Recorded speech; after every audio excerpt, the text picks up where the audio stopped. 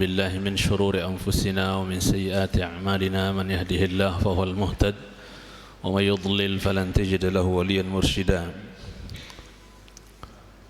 إن أحسن الكلام كلام الله وأحسن الهدي هدي محمد صلى الله عليه وسلم وشر الأمور محدثاتها فإن كل محدثة بدعة وكل بدعة ضلالة وكل ضلالة في النار أما بعد. Ikhwah sekalian dan akhwat yang saya muliakan, kita bersyukur kepada Allah atas semua nikmat dan karunia yang Allah curahkan, teriring salawat dan salam untuk Nabi tercinta Muhammad sallallahu alaihi wasallam, untuk keluarga, para sahabat tabi'in dan atba'ut tabi'in, dan kita memohon kepada Allah Jalla Thana'uh agar kita semua diberikan thabat dan istiqamah dalam meniti sunnah beliau yang mulia alaihi salatu wassalam. Kembali jamaah yang saya cintai karena Allah, kita bersimpuh di rumah Allah untuk kita talabul ilmi yang telah diwajibkan oleh Allah Jalla wa'ala untuk setiap kita muslim dan muslimah, yang insyaallah dengan kita menuntut ilmu, talabul ilmi, Allah Subhanahu wa taala akan menjaga kita, memelihara kita dari perbuatan-perbuatan yang Allah murkai, dari perbuatan-perbuatan yang Allah haramkan. Tatkala Ali bin Abi Thalib radhiyallahu taala anhu mengungkapkan bahwa ilmu itu lebih baik dibandingkan harta, disebutkan beberapa alasan. Yang pertama, bahwa perbedaannya di mana ilmu itu dia menjaga kita. Sebaliknya kalau harta, kitalah yang sibuk menjaganya. Al-ilmu yahrusuk wal malu anta tahrusuh. Harta atau ilmu dia yang menjaga kita dari terjumus dalam hal-hal yang Allah larang, karena kita tahu ilmunya, ini kita tinggalkan karena ilmu, ada punya modal ilmu. Tapi harta sebaliknya, kita malah yang sibuk menjaga dia, pusing menjaga dia.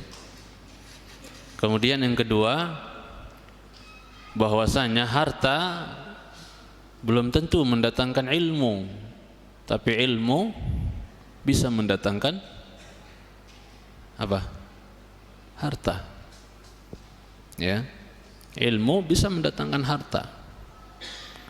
Antum tahu Imam Malik rahimahullah taala, ya, dikatakan oleh Ibnu Khidaj rahimahullah bahwa qad balagha bi Malikin at-talab hatta naqadha saqfa baitihi faba'ah thumma malat ilaihi ad-dunya ba'du. Saking payahnya perjalanan menuntut ilmunya Imam Malik rahimahullah, sampai atap rumahnya itu harus dia apa? Dicopot-copotin sedikit demi sedikit, kemudian dilelang, dijual. Ya, untuk modal menuntut ilmu, yang kemudian setelah beliau jadi seorang alim, malah dunia yang mengejar beliau. Dunia yang condong kepada beliau rahimahullah. Jadi harta, ya, belum tentu dia mendatangkan ilmu, tapi ilmu insyaallah bisa mendatangkan harta. Keberkahan ilmu itu, ya, luas. Sekali cintai karena Allah Ta'ala. Yang ketiga bedanya, kalau ilmu kita berikan kepada orang, dia makin nambah. Tapi kalau harta kita berikan kepada orang, dia apa? Berkurang. Ya, demikian keistimewaan daripada ilmu dibandingkan harta, yang sekali cintai. Maka Ali bin Abi Thalib katakan, al-ilmu khairun minal mal. Ilmu itu lebih baik dibandingkan harta benda.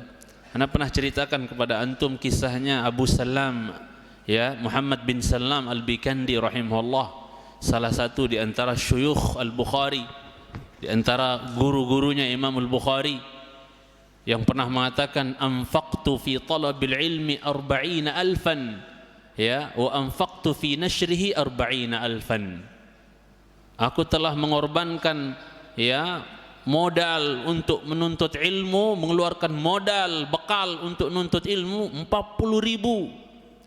Ada kemungkinan 40.000 dinar, ada kemungkinan 40.000 dirham.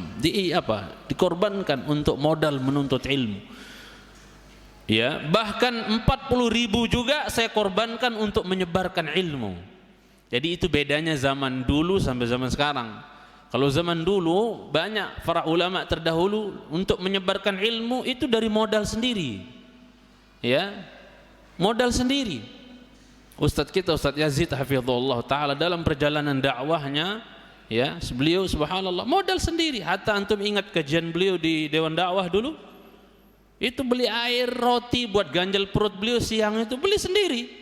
Modal sendiri. Imam Ibn Atiyah pernah berkata, "Alim majjanan kama ullimta majjanan." Ngajarlah engkau gratis sebagaimana dulu kau belajar juga diajar juga gratis.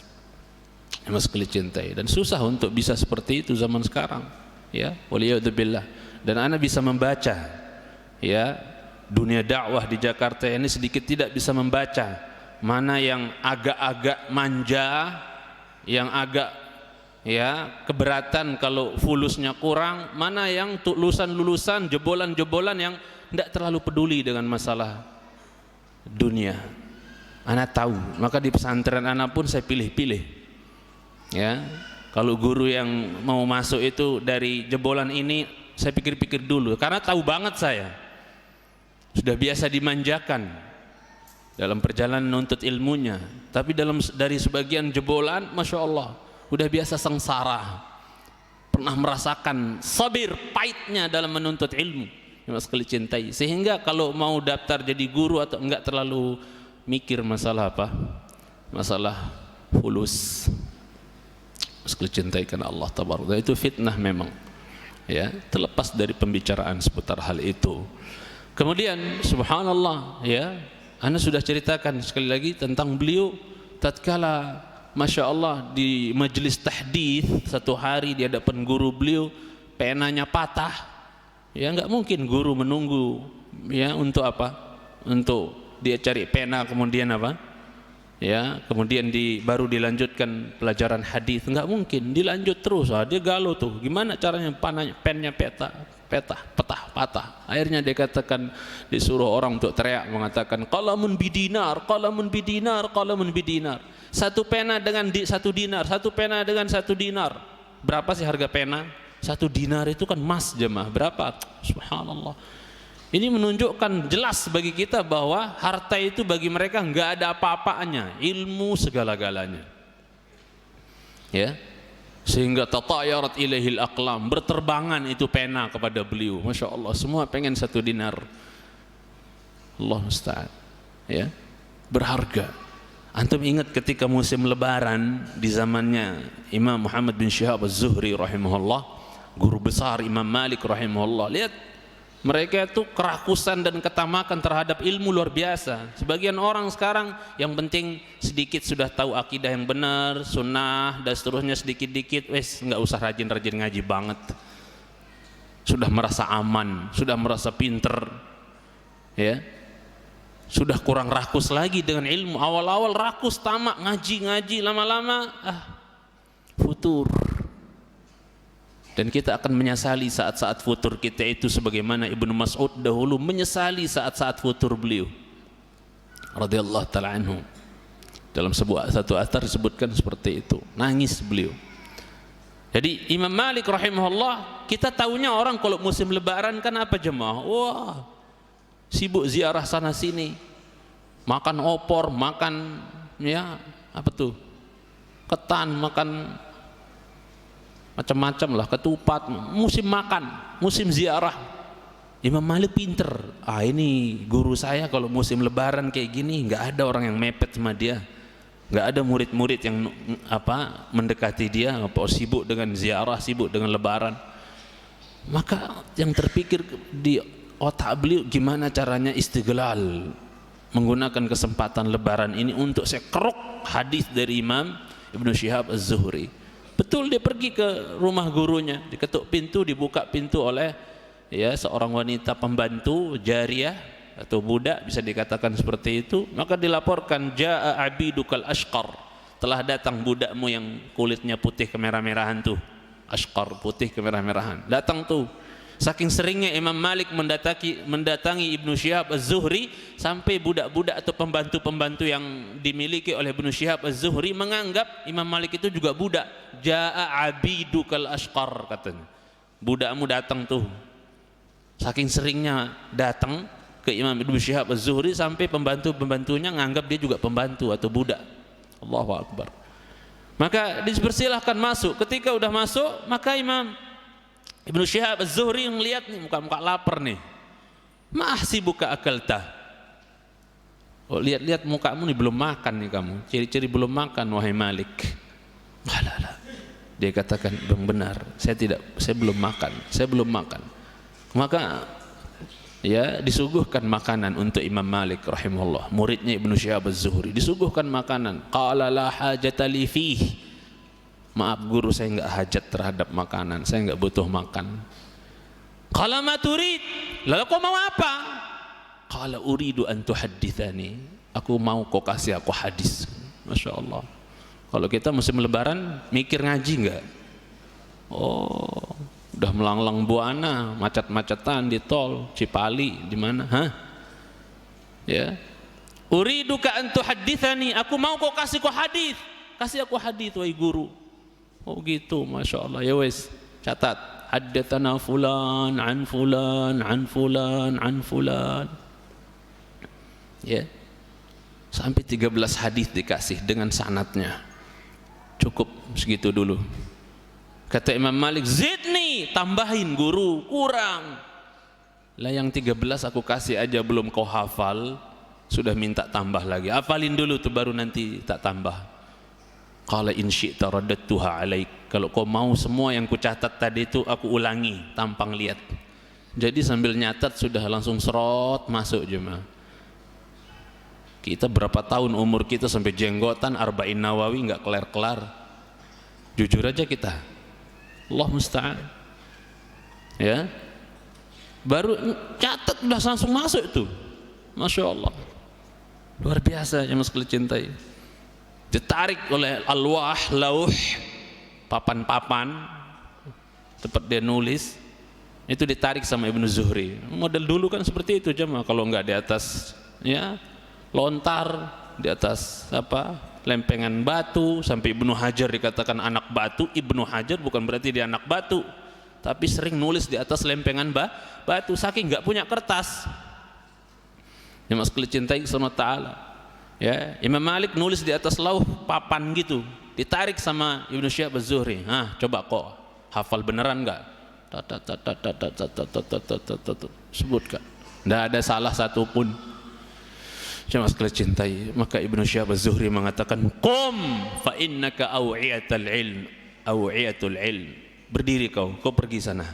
Engkau bejana ilmu, katanya. Kau ini kantong ilmu, kan. Udah boleh ngajar. Subhanallah.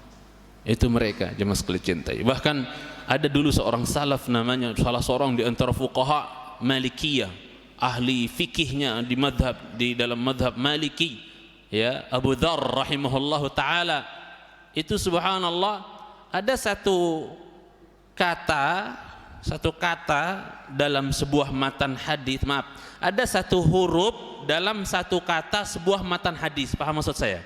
Ada satu huruf dalam sebuah kata matan sebuah hadis, ya, teks daripada hadis itu, matan hadis itu dia ragu, ini pakai tasdid apa enggak pakai tasdid, ini hurufnya, huruf dalam satu kata di sebuah matan hadis, ini pakai tasdid apa enggak pakai tasdid? Apa? 40 tahun dia muter-muter nanya orang, ini pakai tasdid tidak, ini pakai tasdid enggak, ini pakai tasdid enggak. Kalau ada orang kayak gitu kan kita bilang gila kalau zaman sekarang jemaah. Lebay banget hanya untuk tahu tasdid apa enggak tasdid, harus muter 40 tahun. Itulah kerakusan mereka jemaah sekalian cintai, ketamakan mereka terhadap ilmu. Hurmuz, muridnya Imam Malik rahimahullah, dia pakai politik jemaah, yang penting bisa dapat ilmu. Ya, Hurmuz Bedakan Hurmuz dengan Hurmuzan. Hurmuzan dulu utusan Romawi. Hurmuz salah satu di antara muridnya siapa? Imam Malik rahimahullah. Beliau kalau mau fokus, maksudnya nggak diganggu, ngeruk ilmunya Imam Malik rahimahullah ta'ala, pintar caranya. Lihat segala macam usaha mereka tempuh untuk mendapat ilmu. Kalau dia datang ke rumahnya Imam Malik, itu dia bawa apa jemaah? Kantong korma, maksudnya dia kantongin korma gitu kan. Dibagiin tuh anak-anaknya Imam Malik, ninang, korma nak, korma, dibagiin. Ya, tapi ada pesannya. Begini ya, nanti kalau ada orang nyari abah, siapa abahnya maksudnya? Siapa maksudnya? Imam Malik. Nanti kalau ada orang cari syekh, katakan asy-syaikhu majhul gitu. Mbah nggak tahu syekh, nggak tahu Pak. Pokoknya bilang begitu ya. Apa tujuannya? Supaya apa cuma? Nggak ada orang lain yang ganggu dia, fokus ingin ngeruk hadis dari siapa? Al-Imam Malik rahimahullahu taala. Segala macam cara mereka tempuh, jemaah sekalian cintai karena Allah tabaraka wa taala untuk meraih ilmu. Akhirnya apa yang saya sampaikan sedikit ini bisa menjadi motivasi buat kita untuk terus jamaah menuntut ilmu sampai kita diwafatkan oleh Allah Jalla fi'ula. Ibnu Jarir At-Tabari ketika beliau mau wafat sekarat sempat dengar sebuah hadis, maka beliau minta pena, minta tinta, minta kertas. Beliau catat itu, mau meninggal, dicatat satu hadis itu. Setelah hadis selesai catat, nggak lama meninggal beliau. Ingin dicontohkan bagi kita bahwa nuntut ilmu itu sampai mati. Yang sekali cintai Subhanahu wa ta'ala.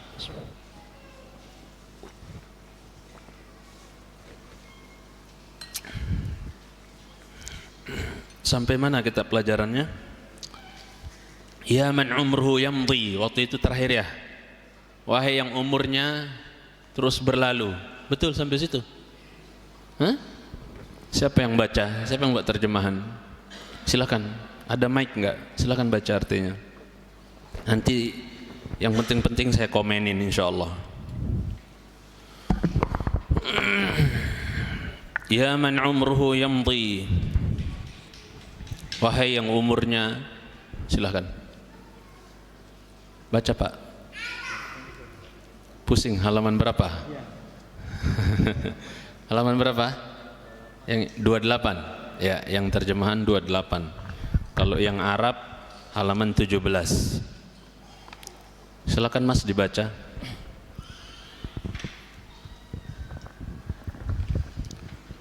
Wahai yang usianya berlalu saat demi saat, wahai yang sering lalai demi barang dagangan yang tidak seberapa, bagaimana jika malaikat mungkar? Ya kathirat tafrid fi qalilil bid'ah.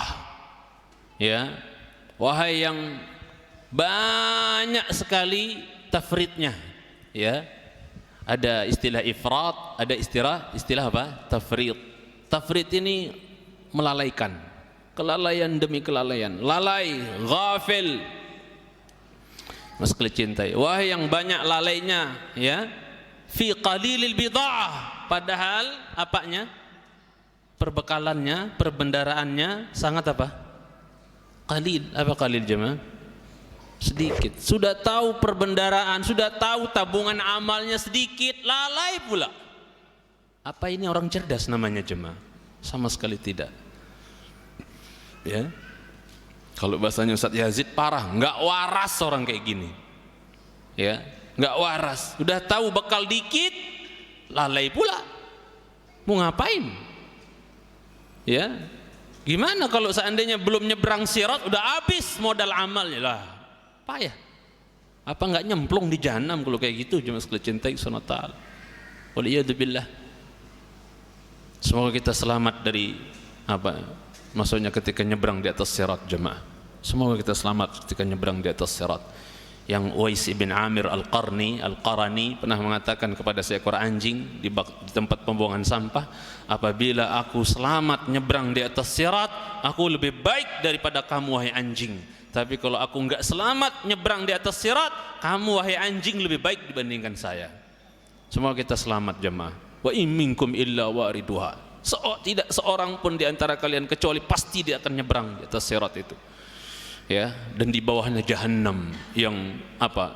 ya, saudaun mudhlimah, kata Jibril, hitam gelap jahanam di bawahnya jemaah, yang kalau orang terjerumus terjerembab jatuh 70 tahun perjalanan baru nyampe di dasarnya. Allah musta'an. Nasallallahu salamata wal afiyah.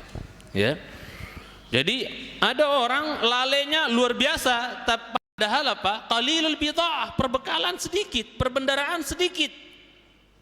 Ana sering bawakan ungkapan seorang pujangga muslim yang mengatakan bahwa ya, inna lillahi ibadan futana talaqud dunya wa khaful fitana nadharu fiha falamma alimu annaha laysat li hayyin watana ja'aluha lujjatan ya wattakhadhu salihal a'mali fiha sufuna. Bahwa ya, inna lillahi ibadan futana, Allah itu memiliki hamba-hamba cerdas. Kalau yang seperti ini enggak cerdas nih, lalainya banyak padahal bekal sedikit.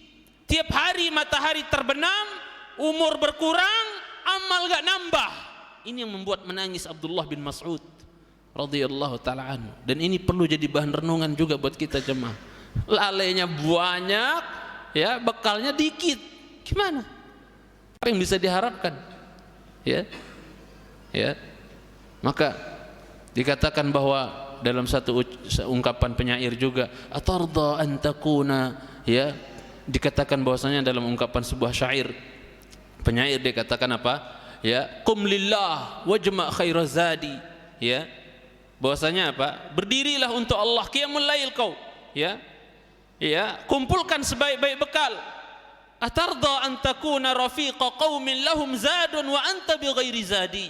Apa kau rela menjadi teman perjalanan sebuah kaum dalam perjalanan yang panjang, perjalanan ke negeri akhirat?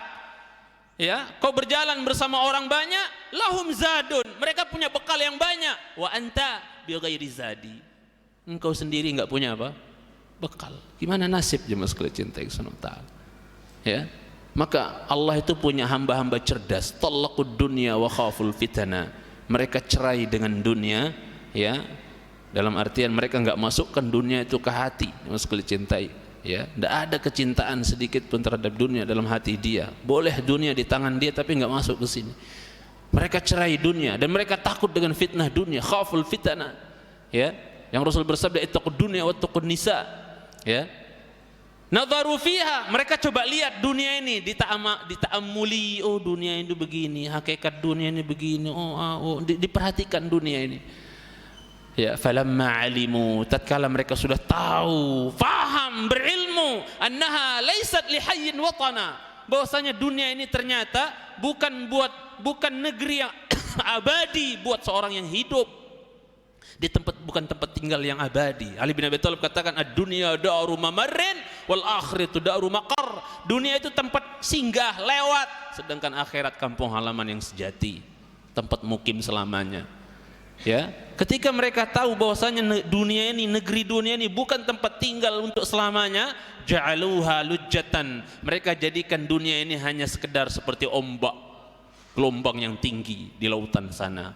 Wattakhadhu salihal a'mali fiha sufuna, mereka jadikan amal saleh itu sebagai bahtera untuk menyeberang di ombak dunia yang penuh dengan fitnah, syubhat, syahwat ini. Mereka jadikan amal soleh sebagai bahteranya untuk nyebrang ke negeri akhirat. Mas cintai sonota. Ini orang cerdas. Ini orang yang cerdas. Dan ucapan tadi atau syair tadi itu adalah ucapan atau syair dari Al-Imam Muhammad bin Idris Asy-Syafi'i rahimahullah taala. Ya. Dan Imam Ahmad rahimahullah jemaah, Imam Ahmad rahimahullah pernah mewasiatkan kaitannya tentang perbekalan yang sedikit ini. Pernah Imam Ahmad mewasiatkan kepada Khalifah Al-Mutawakkil. Khalifah Mutawakkil itu anaknya Khalifah Mu'mun. Ma'mun Al-Wathiq, saudaranya Ma'mun Al-Wathiq, terus Mutawakkil. Jadi khalifah dahulu. Sekali cintai. Jadi Khalifah Ma'mun Al-Wathiq ini kena pemikiran Mu'tazilah, khalqul Quran, bahwasanya Quran adalah makhluk. Yang sekali cintai subhanahu wa ta'ala. Dipenjaralah Imam Ahmad 2 tahun 4 bulan kira-kira. Begitu datang ke pemerintahannya Mutawakkil, yang para ulama mengatakan khalifah itu 3 katanya. Satu, Abu Bakar yang membasmi orang-orang murtad. Dua, siapa? Umar bin Abdul Aziz yang menghancurkan kezaliman. Ya, kezaliman dibersihkan di zaman kekhalifahnya Umar bin Abdul Aziz. Khalifah ketiga adalah siapa? Siapa? Khalifah ketiga siapa tadi? Hah? Siapa? Tadi nyebut siapa saya? Satu orang, siapa? Mutawakkil. Ya, seorang yang apa? Membela sunnah ya di zamannya. Ya, membela sunnah di zamannya karena dia cinta terhadap ulama ahlus sunnah. Maka tatkala Imam Ahmad dikeluarkan ya dari penjara dan boleh tahdits lagi, boleh menyampaikan hadis di masjid lagi setelah penjara rumah, sekali cintai karena Allah tabaraka taala, ya. Maka apa? Pernah Khalifah Mutawakkil memanggil Imam Ahmad ke istana dan minta nasihat. Wahai Imam, berikan aku satu kalimat, satu pesan yang akan aku pegang seumur hidupku. Dia bilang apa? Imam Ahmad, as-safaru qarib wat-tariqu tawil waz-zadu qalil. As-safaru qarib wat-tariqu tawil waz-zadu qalil. Safar, perjalanan yang namanya kematian itu maksudnya sangat dekat. Kematian itu sangat dekat, ya. Sedangkan perjalanan nanti setelah kematian di alam akhirat kelak itu sangatlah panjang. Wazadu qalil, sedangkan bekal sangatlah sedikit. Qalilul bid'ah, sangatlah sedikit bekal. Maka tatkala Imam Ahmad selesai dari dari pesan tersebut, wasiat tersebut, Mutawakkil itu mulutnya komat kamit. As-safaru qarib wat-tariqu tawil waz-zadu qalil. As-safaru qarib wat-tariqu tawil waz-zadu qalil. Diulang-ulang, dihafalin itu. Ya, dihafalin. Jemaah sekalian cintai pesannya Imam Ahmad rahimahullah taala. Maka mari kita tazawud, jemaah sekalian cintai, berbekal yang banyak supaya nanti juga di hari kita meninggal kita bisa tersenyum di saat semua orang di sekeliling kita apa? Menangis. Ada pujangga mengatakan, ya, waladatka ummuka ya ibna adam bakiyan wan nasu hawlaka yadhakuna surura fa'mal li nafsika, ya, fa'mal li nafsika kay takuna, ya, idza bakau fi yaumi mautika dhahikan masrura. Saya ulangi, seorang pujangga muslim berkata, waladatka ummuka ya ibna adam bakiyan wan nasu hawlaka yadhakuna surura fa'mal li nafsika kay takuna idza bakau fi yaumi mautika dhahikan masrura. Apa kata beliau? Bahwasanya apa?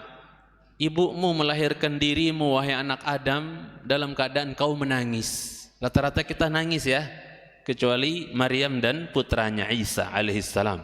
Karena dulu kan Hannah binti Faquza, istrinya Imran itu gurunya Bani Israel, dan dulu mereka oleh Imran mengajarkan mereka dengan pena. Makanya ketika undian siapa yang berhak memelihara Maryam nanti, itu undiannya pakai apa jemaah? Ya, wama kunta ladaihim id yulquna aqlamahum ayyuhum yakfulu Maryam wama kunta ladaihim id tasimun. Ya, kau tidak berada di sisi mereka Muhammad tatkala mereka melemparkan pena-pena mereka. Karena kan ketika Hannah binti Faquza itu sudah dapat anak dalam umur yang sudah sepuh dan nenek-nenek, ya, itu kan dia nggak mampu untuk memelihara siapa? Maryam. Nggak mampu, dia ngasuh, udah tua, sepuh, lemes. Maka semua berlomba-lomba ingin mengasuh Maryam. Daripada berantem, idh-yahtasimun, di saat mereka berantem, daripada berantem, undian. Caranya gimana? Lempar itu pena-pena kalian, lempar. Karena dulu Imran ngajarin mereka, Bani Israel itu diajarin pakai pena. Lempar pena-pena kalian di aliran sungai. Siapa yang paling lambat, ya, penanya di bawah arus, dialah yang berhak. Ternyata Zakaria yang malah penanya nggak jalan sama sekali, diam di tempat. Meskipun cintai karena Allah tabaraka wa taala. Ya. Jadi kecuali siapa yang tidak nangis, yang tidak disentuh syaitan, itu adalah siapa? Maryam wabnaha, Maryam dan putranya. Yang sekali cintai karena Allah tabaraka wa ta'ala. Yang lain semuanya nangis, semua dicengkeram oleh syaitan. Kata Rasulullah, "Ma min mauludin yuladu illa syaitan yamussuh fayastahillu sarikhan min massih illa Maryam wabnaha." Tidak ada anak yang terlahir kecuali dia dicengkeram oleh syaitan, maka dia teriak menangis. Kecuali siapa? Maryam dan putranya, kata Rasulullah sallallahu alaihi wasallam. Ya. Maka apa? Ibumu melahirkan engkau wahai anak Adam dalam keadaan kau menangis. Wan nasu haulaka yadhhakun. Ya. Engkau malah nangis di hari dilahirkan, orang-orang di sekeliling malah apa cuma? Iya, alhamdulillah lahir Rasul. Oh, senang enggak orang mah? Ketawa, senang. Lahir alhamdulillah, bapaknya senang, maknya juga mungkin bisa tersenyum. Setelah tadinya teriak-teriak, begitu blojor langsung bisa tersenyum dan Masya Allah. Ya toh? Jadi di hari kau lahir, kau nangis. Manusia di sekelilingmu apa? Tertawa. Tapi kata beliau, fa'amal li nafsika, beramallah untuk dirimu, bukan untuk orang lain. Ya. Ya. Ya. Apa kata Allah? Apa kata Allah? Lana a'maluna wa lakum a'malukum. Jadi apa jemaah sekalian cintai? Fa'amal li nafsika, beramallah untuk dirimu. Ya, kai takuna idza bakau, supaya nanti engkau ini apa? Apabila mereka menangis di hari kau meninggal, ya fi yaumi mautika, di hari kau meninggal, itu kan rata-rata kalau kita meninggal nanti orang-orang sekeliling kita apa jemaah? Anak-anak kita itu ngapain mereka? Ketawa, nangis. Usahakan di hari manusia pada menangis di sekeliling kita, usahakan kita bisa tersenyum di saat kita meninggal.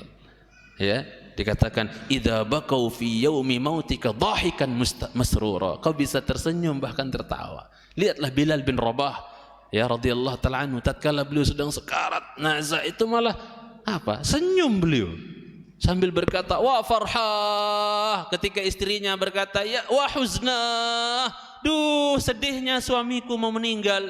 Bilal dia malah sebaliknya mengatakan wah farhah, duh senangnya, tersenyum di hari meninggalnya. Ya, ghadan nalqal ahibbah Muhammadan wa hizbah, kata dia. Besok kami mau ketemu sama kekasih-kekasih, karena ruh-ruh orang beriman itu menunggu kita loh jemaah. Saya pernah sampaikan kan riwayatnya.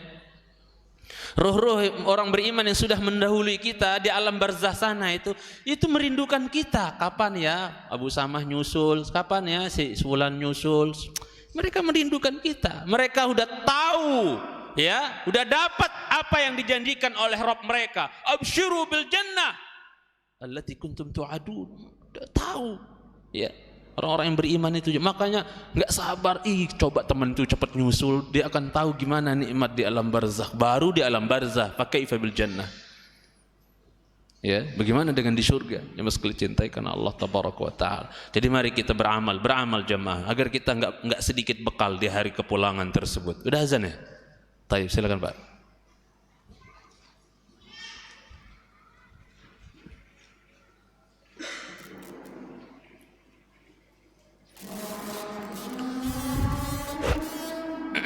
Allahu Akbar, Allahu Akbar.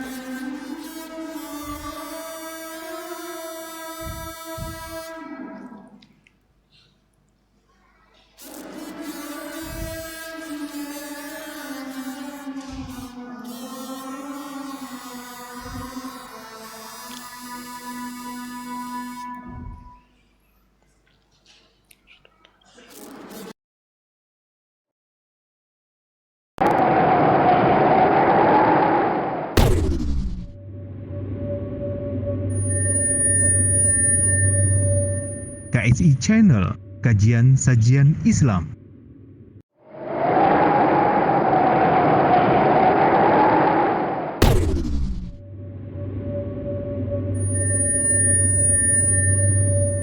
KSI Channel, kajian sajian Islam.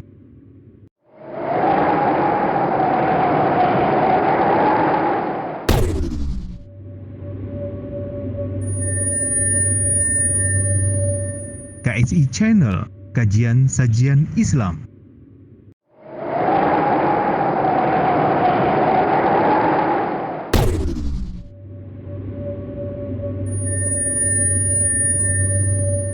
KSI Channel, kajian sajian Islam.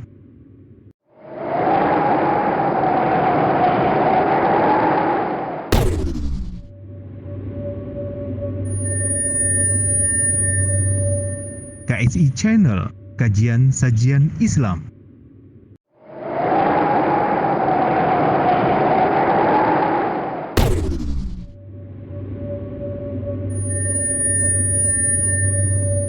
KSI Channel, kajian sajian Islam.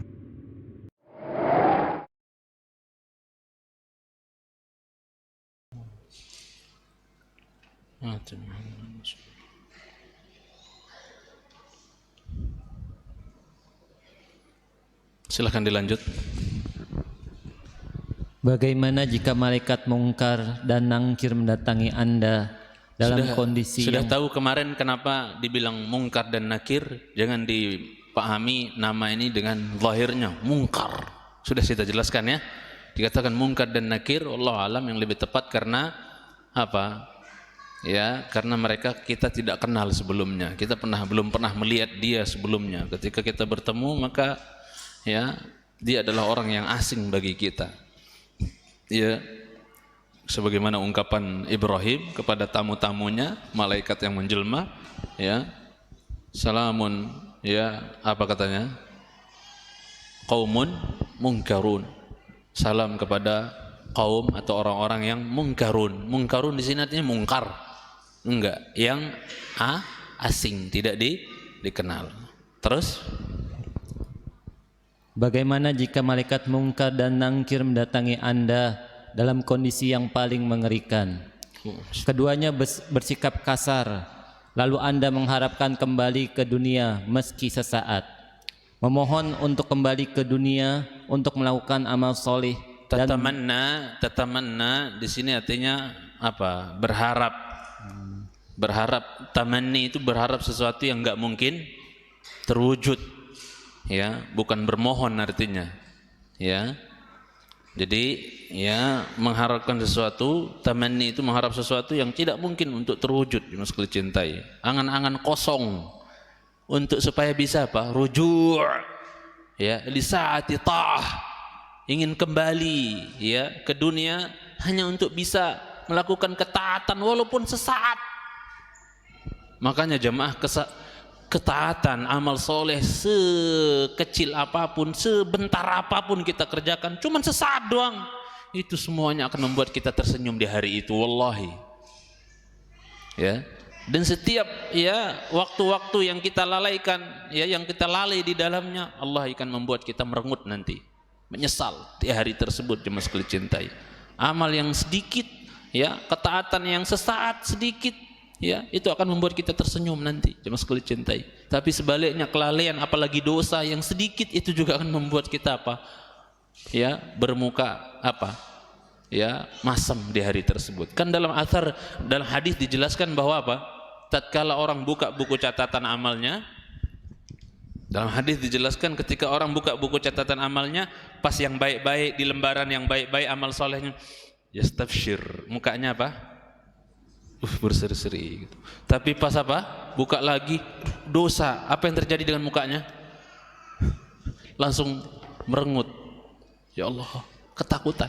Jangan sekali cintai karena Allah tabaraka wa taala. Ya.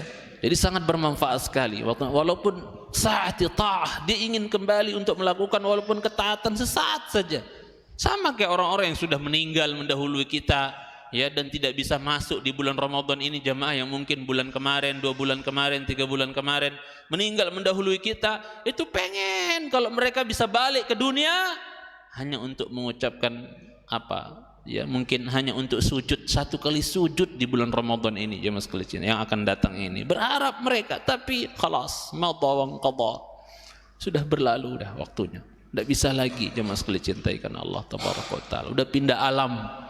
Ya, barzakh itu ya apa jemaah, tembok kalau boleh kita katakan, yang menghalangi kita untuk balik ke dunia dan menghalangi kita untuk nyelonong duluan ke akhirat, alam penantian. Ya, Mas cintai karena Allah tabaraka taala. Lanjut Mas. Berharap untuk kembali ke dunia untuk melakukan amal soleh dan berkata, Nah, mumpung jemaah, mumpung nyawa kita masih bersatu dengan apa?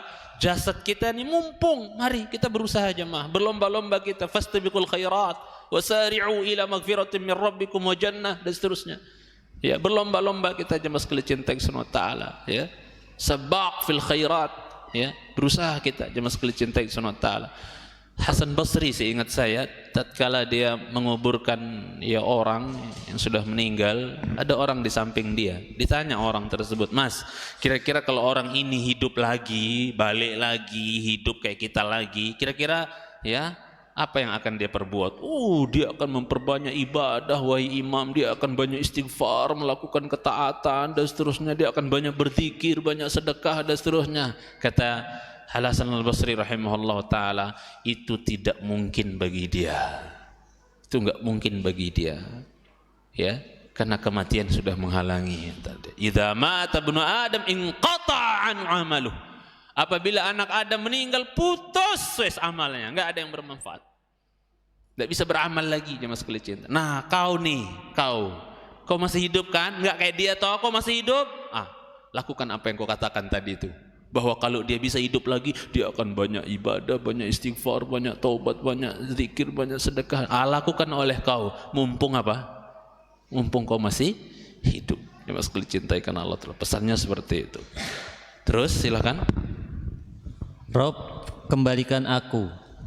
Saat itu permohonan itu tidak lagi dikabulkan.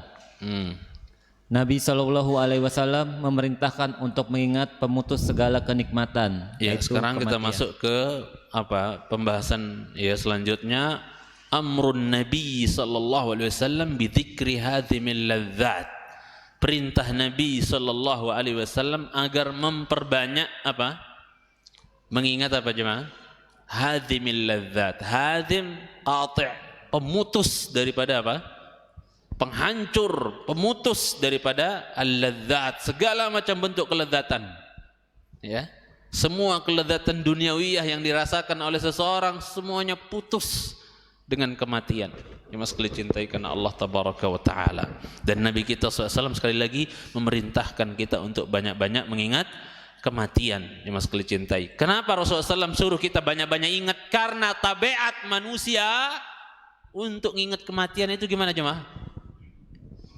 Maksudnya tabiat manusia terhadap yang namanya kematian itu kalau kebanyakan ingat apa lupa? Lihat manusia hari-hari ini jemaah. Hatta mungkin sebagian kita kadang-kadang ya untuk ingat mati itu Masya Allah susah. Melewat Pondok Ranggon tiap hari dia kerja lewat Pondok Ranggon bablas wae. Bahkan sebagian salaf walaupun nggak masuk area kuburan, lewat doang di pinggir jalan kuburan, tetap kita sunnah untuk apa jemaah? Mengucapkan salam. Seingat saya selama saya tidak dibikin lupa oleh Allah, setiap lewat di Pondok Ranggon pasti saya ucapkan Assalamualaikum qaumin mu'minin, ya, wa inna insyaallah bikum lahiqun, nas'alullah lana wa lakumul afiyah. Yarhamallahul mustaqdimina minna wal mustaakhirin, dalam sebagian riwayat, dalam riwayat Ibunda Aisyah radhiyallahu taala anha. Jadi bukan orang yang hanya masuk ke area kuburan saja yang mengucapkan itu. Hatta kita yang lewat, sebagian salaf lewat pinggir jalan kuburan aja, pinggir kuburan mereka ucapkan juga. Ya Mas, agar kita ingat kiranya terhadap kematian. Ya, tapi kalau anak lewat, kalau lurus kan rata-rata muslim tuh, tapi kalau belok kiri arah yang jembatan itu banyak salib-salib ya. Itu kita bilang kabar gembira buat kalian semua, neraka buat kalian. Itu sunnah yang banyak kita tinggalkan. Ya, kalau ada orang mati kafir mati, kita disunnahkan untuk mengucapkan kabar gembira bagi kalian dengan neraka. Pernah antum amalin ini? Amalin dong. Mas, cintai karena Allah tabaraka wa taala. Ya. Ya, mengikuti jejaknya para malaikat. Kalau orang-orang kafir dikasih kabar buruk tentang calon tempat tinggalnya. Makanya mukanya gimana jemaah orang kafir yang mau mati itu? Ya, kalau orang beriman kan diberi kabar gembira, absyiru bil jannah, kabar gembira bagi kalian dengan surga, masya Allah. Tapi kalau orang kafir berarti gimana? Neraka. Lah kita juga ngikutin dong malaikat. Kabar gembira buat kalian dengan apa? Neraka. Seperti itu. Ini jarang orang mengamalkannya. Ya, imma karena nggak tahu atau lupa atau gimana. Ya, meskipun cintai karena Allah Subhanahu Wa Taala. Taib. Ya. Jadi kita diperintahkan untuk banyak oleh Rasulullah SAW banyak ngingat mati, karena tabiat orang banyak yang yang lalai dari mengingat kematian. Jangan sekali cintai karena Allah Subhanahu Wa Taala, kayak nggak mau mati aja, ya. Bahkan Al-Lubayti rahimahullah, seorang salaf yang bernama Al-Lubayti, dia pernah cerita mengatakan, Ra'aitu Aba Ishaq, ya. Ra'aitu Aba Ishaq, Abu Ishaq ibn, kita kenal ada Abu Ishaq ibn Rahuyah atau bisa disebut Rahawai. Ya. Abu Ishaq ibn Rahuyah atau Rahawai, yang ana pernah cerita kalau nggak salah di sini tentang bagaimana kerakusan beliau terhadap ilmu. Beliau itu ngebet banget pengen punya kitab, ya, dalam masalah fikih mazhab Syafi'i. Dia pengen punya kitab-kitab fikih mazhab Syafi'i. Pengen banget, tapi kere, nggak punya duit, susah dapatnya dan seterusnya jemaah. Lihat semangat mereka nuntut ilmu. Ishaq bin Rahuyah, atau bisa juga Ishaq bin Ibrahim bin Rahawai, bisa Rahawai, bisa Rahuyah. Seperti Muhammad bin Suhnun, bisa disebut Sahnun, Sihnun, Suhnun. Pengusung mazhab Syafi'i, mazhab Maliki. Muhammad bin Sahnun, Muhammad bin Sihnun, Muhammad bin Suhnun, bisa. Beliau Masya Allah ketika pengen punya kitab mazhab Syafi'i, itu Pak, nggak bisa-bisa, bertahun-tahun nggak punya kitab, susah. Akhirnya dia dapat kabar bahwa ada salah seorang murid Imam Syafi'i itu mencatat langsung dari Imam Syafi'i, ditulis berbentuk kitab, fatwa-fatwa Imam Syafi'i, dicatat berbentuk kitab. Meninggallah murid Imam Syafi'i itu, maka yang mewarisi kitab-kitabnya adalah siapanya? Istrinya. Maka Ishaq bin Ibrahim bin Rahuyah itu nggak pakai nggak pakai lama-lama, langsung dilamar janda itu. Yang diwarisi apa? Antum kalau udah kayak gini-gini pada mesem-mesem, ya. Kalau enggak aja merengut, ya. Enggak, saya bercanda. Jadi jemaah langsung nggak pakai lama, langsung dilamar janda itu. Supaya apa jemaah? Supaya dapat istri, dapat juga kitab fikih madhab Syafi'i, karena banyak warisan suaminya. Subhanallah. Ada yang kayak gitu? Jangan-jangan ada kejadian ini, ya, yang mirip-mirip. Mas kalian cintai kan Allah tabaraka wa ta'ala, luar biasa. Nah jadi yang mas kalian cintai, ketika beliau setiap kali keluar kemana itu bentar-bentar, mungkin saya pernah contohkan, maksudnya saya pernah ceritakan mungkin kepada antum, beliau itu, ya, Abu Ishaq ini jemaah sekalian cintai, kalau dia kalau dia keluar kemana-mana itu suka ngeluarin kertas tiba-tiba jemaah, tiba-tiba ngeluarin kertas gitu, taruh lagi, nanti kemana aktivitas apa, keluarin lagi, masukin lagi, sampai Al-Lubayti ini heran. Itu apa yang dibaca gitu kan, mas cintai, apa yang dibaca setiap kali ada sempat keluarin baca, hafalan mufrodat kali gitu, ya, bukan. Maka apa jemaah sekalian cintai Subhanahu Ta'ala, tatkala beliau meninggal, maka Al-Lubayti penasaran jemaah sekalian cintai Subhanahu Ta'ala, dicari-cari mana kertas itu, dapat dia di sakunya. Ternyata ketika dikeluarkan isinya apa jemaah? Ahsin amalak faqad dana ajaluk. Itu aja isinya. Ahsin amalak faqad dana ajaluk. Perbaiki amalmu, ajalmu udah dekat. Itu aja isinya jemaah. Untuk selalu mengingatkan dia akan apa jemaah? Kematian. Ahsin amalak faqad dana ajaluk. Perbaiki amalmu, ajalmu semakin mendekat. Subhanallah. Bisa antum praktek ini jemaah? Bisa enggak kita? Boleh enggak kita praktek kayak gini? Boleh-boleh aja. Ya. Tapi wallahi wabillah, kalau kita mau jujur, kebanyakan yang kita keluar dari saku kita siapa? Apa? Setan gepeng. Iya enggak jemaah? Ya, paling banyak kita keluarin apa? Setan gepeng. Mana ada zaman sekarang orang tulis kertas terus, ya? Atau paling tidak lah, Antum nggak bisa lepas dari HP, udah kayak istri kedua aja itu HP, ya.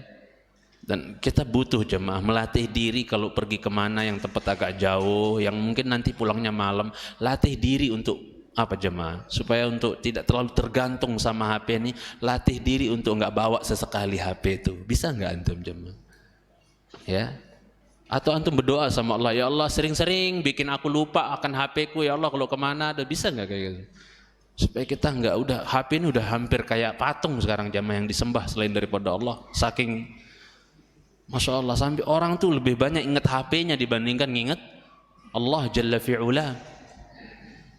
Kita khawatir, kadang-kadang kita nyerca orang Syiah itu. Saya kasih cerita misalnya, orang Syiah jemaah kalau dia naik pesawat terus goncang turbulensi misalnya, nggak kayak Ahlus Sunnah. Ahlus Sunnah kalau lagu turbulensi misalnya, maka yang diucapkan Astaghfirullah, la ilaha illallah, la ilaha Allah yang disebut, ya enggak jemaah. Kita kalau lagi goncangan di pesawat, Ana pernah ngerasain juga pulang dari Lombok ke Jakarta, Masya Allah 60 menit sampai Jakarta. Allahu Akbar, Allah, la ilaha illallah gitu.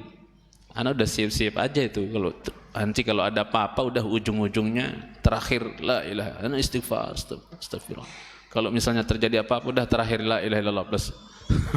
Tinggal sejarah Abu Sama. Tapi alhamdulillah kita bisa ketemu lagi. Ahlus Sunnah seperti itu. Kalau udah selesai, ya udah kinclong lagi, udah cerah lagi, alhamdulillah, tenang, senang rasanya. Anak kalau naik pesawat tuh jemaah yang saya lihat cuma anak-anak saja. Anak-anak terus saya lihat gitu.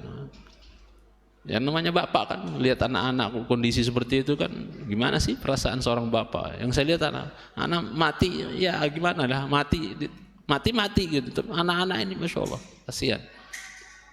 Mas cintai sana tak. Beda orang Syiah. Orang Syiah apa jemaah? Kalau dia lagi turbulensi, Ali. Syirik enggak jemaah? Jelas syirik. Ya. Minta tolong sama Ali.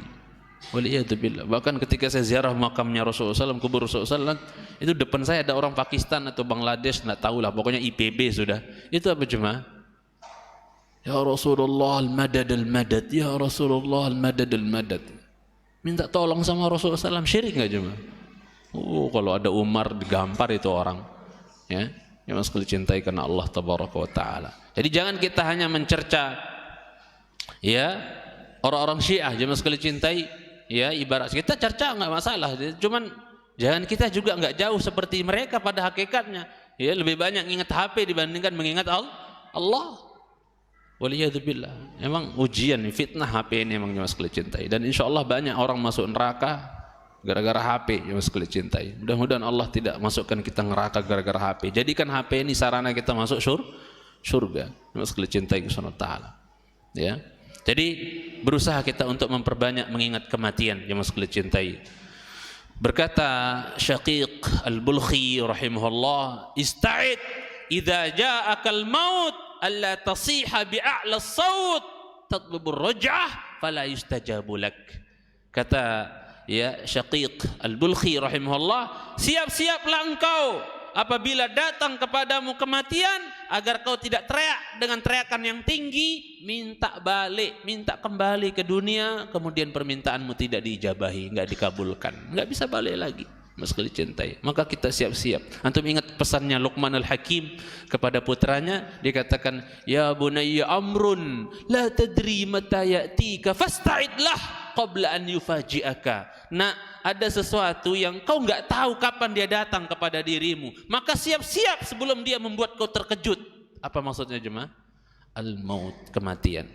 Nah, saya bawa satu hadis saja, maksudnya sebuah hadis yang dibawakan di sini dari Rasulullah SAW, kemudian kita tutup kajian kita, dan sementara mungkin kita untuk Ramadan tidak ada kajian, insyaallah ya, kita nggak ada kajian karena rata-rata kaum salaf dahulu seperti Imam Malik rahimahullah dan yang lainnya kalau bulan Ramadan full nggak ada kajian, nggak ada majelis tahdits sama sekali, fokus dengan apa jemaah? Quran.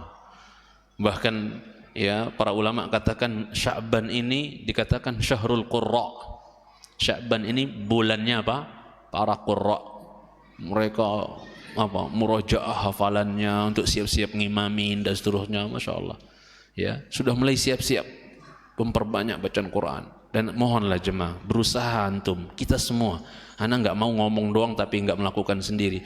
Antum usahakanlah di bulan Ramadan ini, kalau nggak bisa 3 kali 2 kali khatam, paling tidak lah sekali. Masa sih nggak bisa? Kebangetan sekali kalau di bulan Quran kita nggak tamat Quran. Kan ajib jemaah, ngapain aja coba di bulan Ramadan ya Allah bilang syahrul Ramadan alladzi unzila fil Quran, sempat nggak tamat Quran, kan kebangetan, ngapain aja ya. Hatta yang belum bisa baca Quran, belajar segera ya. Ramadan bulan Quran, belajar kita baca terbata-bata, terserah. Allah nggak akan tanya kita fasih apa nggak fasih, kok baca apa enggak, kok belajar apa enggak. Itu yang akan ditanyakan ya mas cintai. Malu kita pulang menghadap Allah dalam keadaan belum bisa baca Quran. Belajar kita. Tapi Ustadz bukunya nanti sama kayak cucu saya, nggak usah peduli ya. Nanti saya belajar Iqra misalnya, anak putri saya atau buat cucu saya Iqra juga, enggak usah pedulikan. Itu bisikan syaitan itu supaya enggak belajar terus. Belajar. Ingat, ini pesanan nih. Jangan antum meninggal ngadep Allah belum bisa baca Quran. Pede banget antum pulang menghadap Allah dalam keadaan belum bisa baca Quran. Ngapain aja? Kalau untuk HP banyak waktu, untuk belajar Quran enggak ada waktu. Allah akan mintai pertanggungjawaban. Hati-hati loh. Dan Allah nggak nuntut kita harus jadi qori, hafiz gitu loh. Ya, nggak ada kewajiban. Kita baca apa enggak, belajar apa enggak. Katanya mau kebaikan. Kebaikan itu bisa diraih buat siapa? Yang belajar dan mengajarkan Quran. Khairukum man ta'allamal Qur'ana wa 'allama. Belajar jemaah, nggak ada waktu terlambat sebelum kita meninggal. Malu banget kalau pulang menghadap Allah belum bisa baca Quran. Nggak harus sampai qori, harus punya sanad dan seterusnya, enggak. Yang penting antum bisa baca, ya. Antum kita kalau nggak mau panen pahala dari bacaan Quran, mau dari mana lagi coba? Yang 1 huruf berapa pahalanya? 10. Masya Allah, luar biasa jemaah sekalian cintai. Mari belajar kita, galakkan belajar Quran. Yang tua-tua belajar, dari bocah sampai yang aki-aki belajar kalau belum bisa. Jemaah sekalian cintai karena Allah tabaraka wa taala. Malu bangetlah kita pulang menghadap Allah kalau belum bisa baca Quran. Iman sama Quran, iya dituntut kita iman sama Quran, tapi apa isi Quran? Kita nggak ngerti ya kan, malu. Ya mas kalau cintai subhanahu wa ta'ala, jangan kayak orang Yahudi, ya, yang Allah katakan kamatsalil himar yahmilu asfara. Mereka itu seperti keledai bawa kitab, pikul kitab banget tapi nggak ngerti apa isi kitab itu. Ya, mas, kita nggak mau punya Quran, punya kitab Quran, tapi kita nggak ngerti, kita nggak mau belajar, baca aja nggak bisa, misalnya belajar jemaah. Apalagi orang kalau udah ngaji sunnah, harus belajar, harus baca, harus belajar. Hari-hari hiasi hari kita dengan Quran sesempatnya. Terutama jemaah, antum kalau pulang sholat subuh misalnya, selesai sholat subuh pulang itu kan masih fresh itu. Mungkin sebelum siap-siap ke kantor atau apa, kalau ada kesempatan, ya berapa menit lah, bikin hubungan dengan Quran. Walaupun sebentar, apalagi bulan Ramadan nanti, ya mas kalian cintai, bikin hubungan tiap hari, bikin hubungan dengan Quran. Hasan Basri secapek-capek beliau jemaah, ya, yang kadang-kadang beliau mau baca Quran mata itu nggak kuat, nggak mampu untuk membaca walaupun 1 ayat. Maka apa yang beliau lakukan? Diambil Quran mushaf kesayangan beliau, buka begitu aja, lihat lembarannya aja, udah nggak dibaca, tutup lagi. Karena beliau punya keyakinan bahwa an-nadharu ilal mushaf ibadah, ngelihat mandangin mushaf Quran saja itu sudah merupakan ibadah. Sebagaimana Ibnu Abbas juga berkata dalam dalam Talbis Iblis, dijelaskan di awal-awal muqaddimah, an-nadharu ila rajulin min ahli sunnah ibadah. Mandang laki-laki ahlu sunnah itu ibadah. Ya, melihat sesama ahlu sunnah itu ibadah menurut Ibnu Abbas. Apalagi ngelihat kitabullah Al-Quran walaupun nggak dibaca. Dan ana pernah sampaikan ungkapan Imam Syafi'i, kalau kita matanya mau fresh, sehat terus, jemaah sekalian cintai, lakukan 4 perkara. Yang pertama apa? Tundukkan dari mata dari memandang hal-hal yang haram. Yang kedua apa jemaah? Ya, yang kedua apa? Kita pakai apa? Ithmit, yaitu apa? Pakai itu tuh celak. Yang sekali cintai subhanahu wa ta'ala. Yang ketiga apa?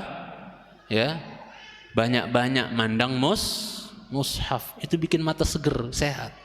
Banyak-banyak lihat Quran. Lihat banyak kadang kita nemu di YouTube atau di mana aki-aki tua nggak pakai kacamata baca Quran, Masya Allah, disehatkan matanya walaupun sudah 100-an tahun kadang umurnya masih bisa. Orang-orang Timur Tengah itu pakai nenek-nenek tua tuh nggak pakai kacamata bisa baca. Allah jaga karena sering apa? Melek melihat Quran. Jemaah sekali cintai karena Allah tabaraka wa taala. Apalagi kalau orang salaf, orang ngaji sunnah, masih ada yang nonton sinetron itu nggak waras itu di jemaah. Orang nggak waras itu. Ada tuh sebagian kadang-kadang sinetron ditonton pula. Bahkan Ramadan dia coreng kehormatan Ramadan dengan dia tonton sinetron. Kan sudah dipersiapkan tuh sama orang fasik itu udah dipersiapkan sekarang nih. Sinetron Ramadan ya enggak jemaah?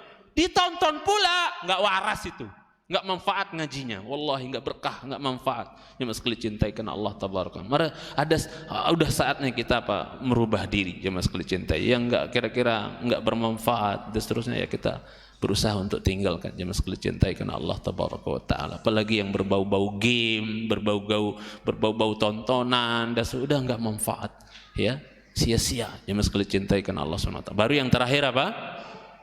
Ya akan membuat kita mata kita bisa seger itu, kata Imam Syafi'i, melihat yang hijau-hijau. Daerah-daerah sini nih masih Masya Allah jemaah. Kadang-kadang kalau saya lewat sepedahan lewat sini nih Masya Allah, belakang sini nih belusuk-belusuk kampung sini Masya Allah hijau seger, itu bikin mata seger kata Imam Syafi'i rahimahullah. Tapi jangan kebanyakan lihat yang hijaunya dibandingkan lihat Qur'annya. Banyakin lihat Qur'annya dibandingkan yang hijau. Jemaah sekalian cintai. Saya kira sampai di sini kajian kita. Saya mohon maaf kalau selama ini ada kekeliruan ya atau kekurangan ilmu ya, kita masih belajar. Ana nggak tahu juga jemaah. Ada kemungkinan saya juga bakal belajar dulu keluar, ada kemungkinan, tapi ya nanti kita lihat dulu lah insyaallah taala. Ya untuk kita tambah ilmu, mudah-mudahan ya Allah berikan kita ilmu yang bermanfaat insyaallah. Sampai di sini dulu. Aku qouli hadza wa sallallahu Muhammad wa ala alihi wasallam wa akhiru da'wana alhamdulillahirabbil alamin. Subhanakallahumma hamdika asyhadu an la ilaha illa anta astaghfiruka wa atubu ilaik. Assalamualaikum warahmatullahi wabarakatuh.